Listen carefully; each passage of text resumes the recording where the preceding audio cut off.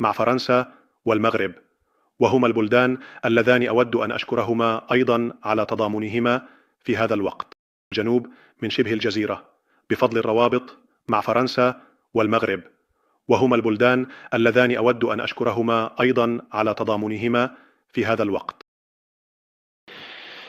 مساء الخير وشكرا لوسائل الإعلام والمواطنين على حضور هذه المقابلة. لقد انتهينا للتو من مجلس الأمن الوطني الذي دعوت إليه شخصيا للرد على أزمة الكهرباء التي يعاني منها بلدنا منذ صباح اليوم. كما تعلمون، حدث اليوم تذبذب قوي من الناحية التقنية في النظام الكهربائي الأوروبي، مما أدى إلى انقطاع عام في الإمداد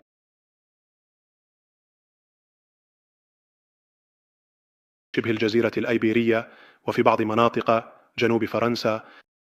بعد لحظات قامت شركة الشبكة الكهربائية الإسبانية بتفعيل بروتوكولاتها الأمنية، وقام الجهاز التنفيذي كما ينص الخطة الحالية بشأن المخاطر للنظام الكهربائي بإعلان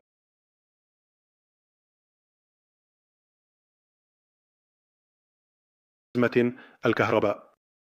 بالإضافة إلى ذلك، هناك 3 مجتمعات ذاتية الحكم وطلبت رسميا المستوى الثالث من الطوارئ للحماية المدنية، وهذه هي الأندلس، إكستريمادورا ومدريد. والحكومة كما لا يمكن أن يكون الأمر خلاف ذلك أن قد قبلت طلبهم وستتولى الإدارة، وستفعل الشيء نفسه مع المجتمعات الذاتية الأخرى التي ترغب في ذلك.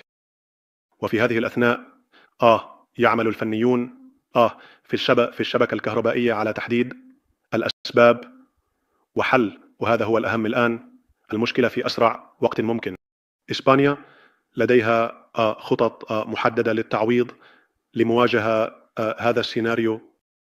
في الوقت الحالي تم بالفعل إعادة إمداد الكهرباء في عدة مناطق في الشمال والجنوب من شبه الجزيرة بفضل الروابط مع فرنسا والمغرب، وهما البلدان اللذان أود أن أشكرهما أيضا على تضامنهما في هذا الوقت.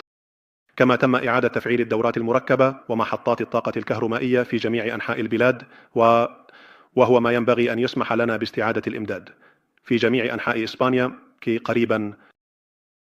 بخصوص الأسباب، لا يزال ليس لدينا معلومات قاطعة حول أسباب هذا الانقطاع، لذا أطلب من المواطنين كما فعلنا في الأزمات السابقة أن يحصلوا على المعلومات من القنوات الرسمية.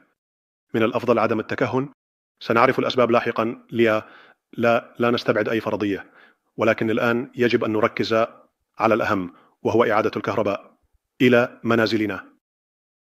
منذ بداية انقطاع الإمداد اتخذت جميع الوزارات المعنية تدابير لمعالجة هذا الوضع. قوات وأجهزة أمن الدولة قد زادت من تواجدها ومراقبتها في الشوارع وطرق الاتصال، ولكن في الوقت الحالي لا يوجد أي تأثير على الحماية المدنية.